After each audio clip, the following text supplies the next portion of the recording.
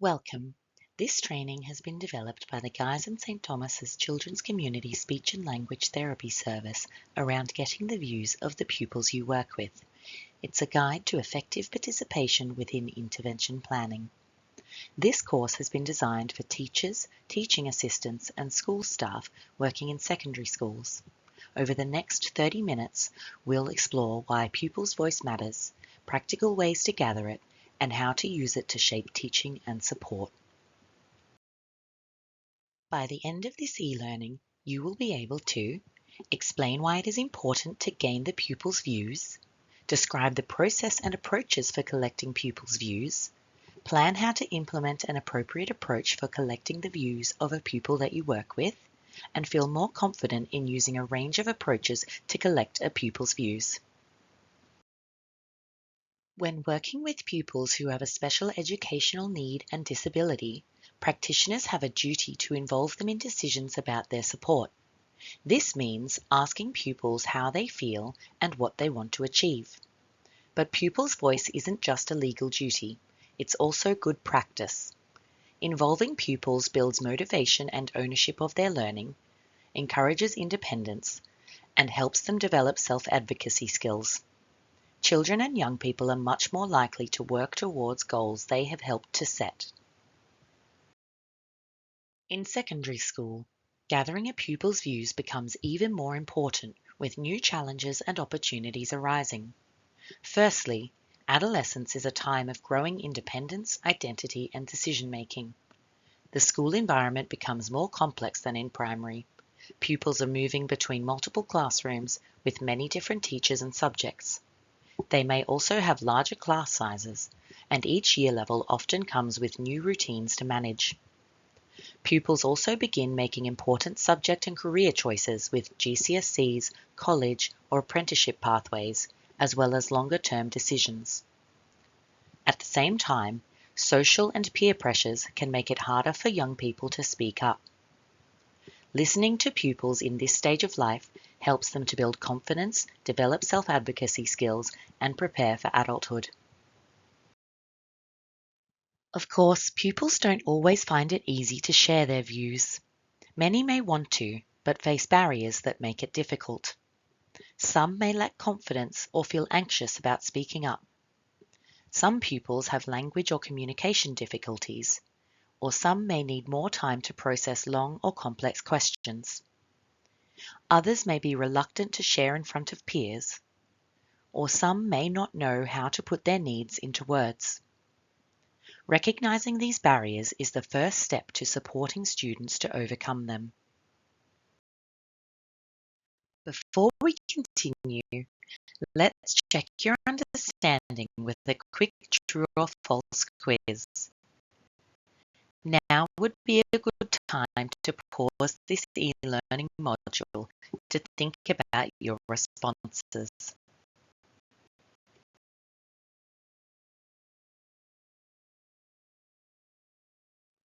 Number 1. Pupils' voice is only relevant for pupils with an education, health and care plan. This is false. Pupils' voice matters for all pupils. Number 2. Asking pupils what helps them in class can increase engagement. This is true.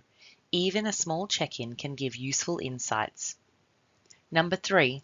Secondary pupils rarely change their aspirations. This is false. Pupils' goals and ambitions often change as they learn more about themselves and their options. On this slide, you can see the learning journey we'll follow when thinking about pupils' voice. We'll start with getting set up, look at how to support communication, then explore different approaches and how to record and share what pupils tell us. So, you would like to begin the process of gaining a pupil's views. Where should you start? Pupils are more likely to share their views when they feel comfortable and know what to expect. Choose a familiar, trusted adult to lead the conversation. Find a quiet space with as few distractions as possible. Be clear about the purpose of the conversation, whether it's about support in lessons, difficulties with group work, or how they feel in school more generally. Try not to overload the pupil. Focus on one or two key questions at a time.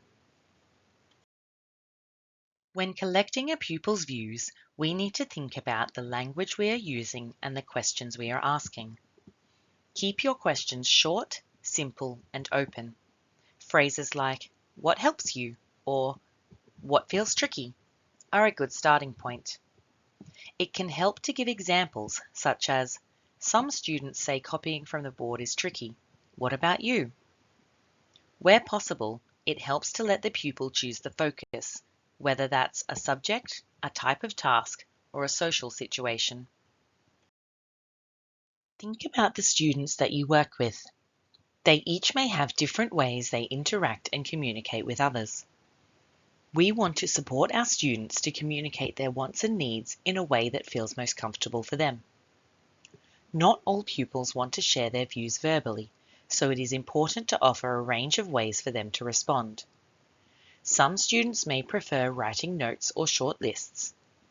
Others may want to use visual scales such as numbers, traffic lights, or emojis. Some students might find it easier to draw or sort diagrams, pictures, or symbols. Others may wish to share their views by typing responses on a laptop, tablet, or phone. For pupils who use alternative means of communication, such as augmentative and alternative communication (AAC) devices or symbol systems, it's important to ensure these are available and set up so the pupil has the vocabulary they need for the discussion. When supporting the pupils we work with, we can also adapt our own communication style to make it easier for the pupils to engage. Ensure you use short, clear sentences. Allow extra processing time. Sometimes pausing for up to 10 seconds gives a pupil time to process and understand what you have said. Check the pupil's understanding with simple clarifying questions. Make sure the pupil has a way to show you when they don't understand, such as pointing to a symbol, giving a signal, or using a gesture. And avoid abstract why questions. Try to use what or how questions instead to keep things more concrete. When supporting a pupil to share their views, there are a few things we need to consider. Timing and mood can make or break a conversation.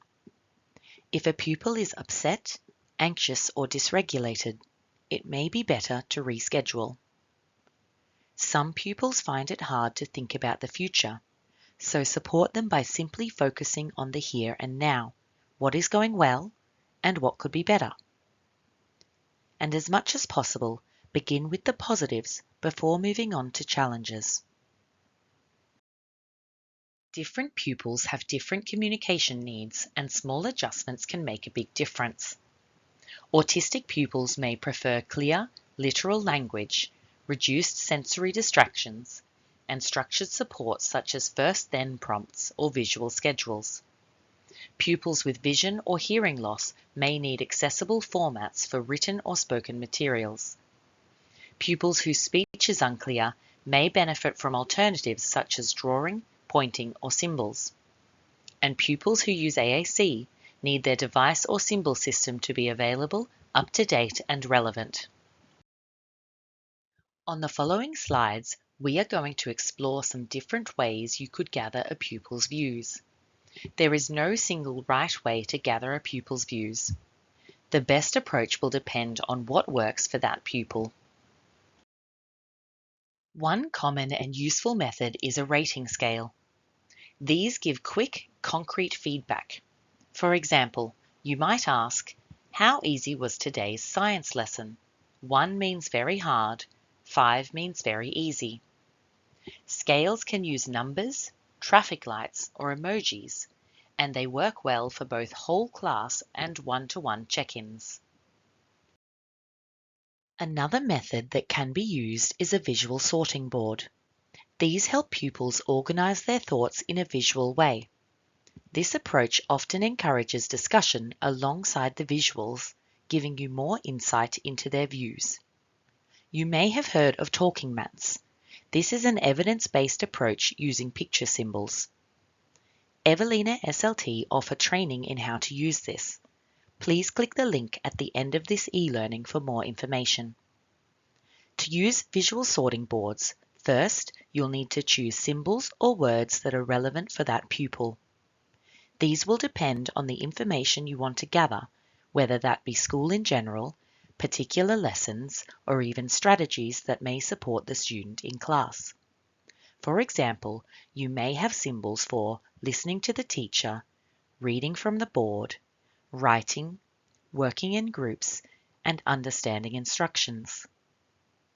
Next, set up the visual sorting board itself. This usually has clear categories such as helpful and not helpful, or easy and difficult.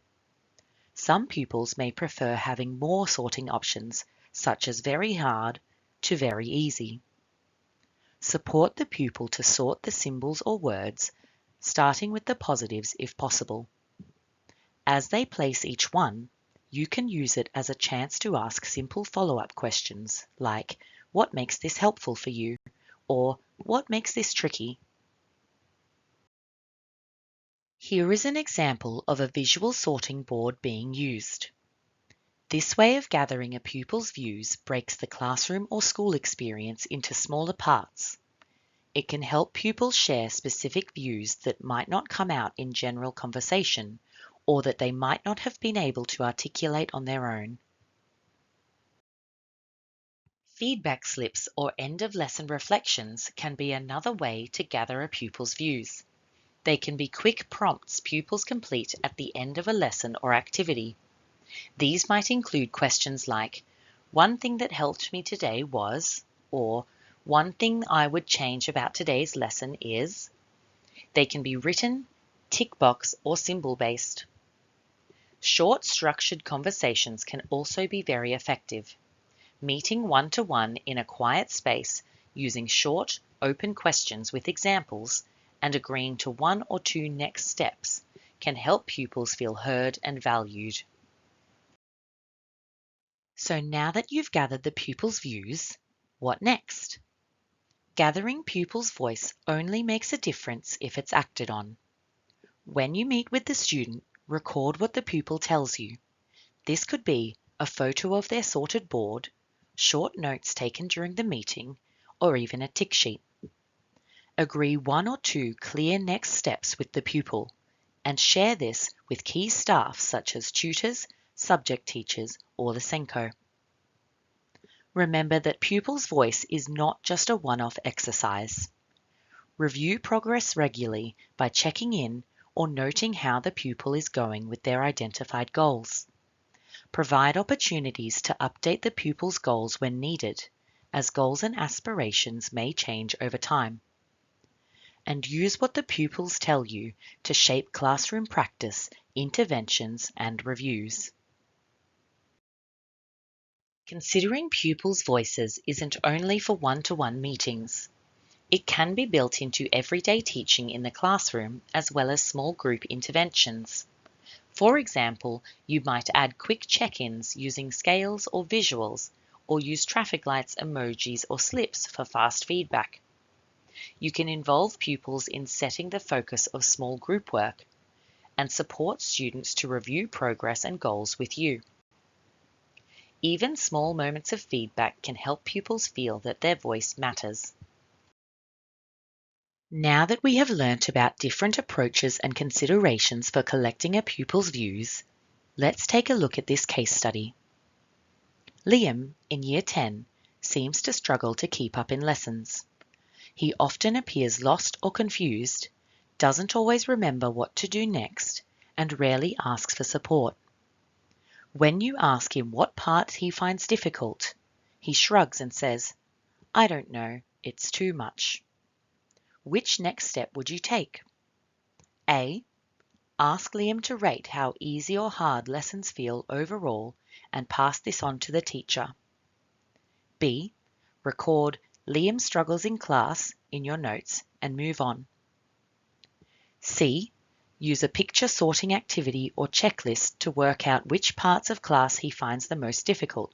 For example, listening to the teacher, reading from the board, writing, or understanding what was said.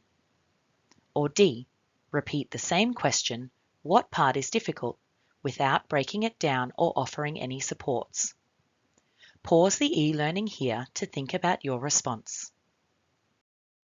The best option is C.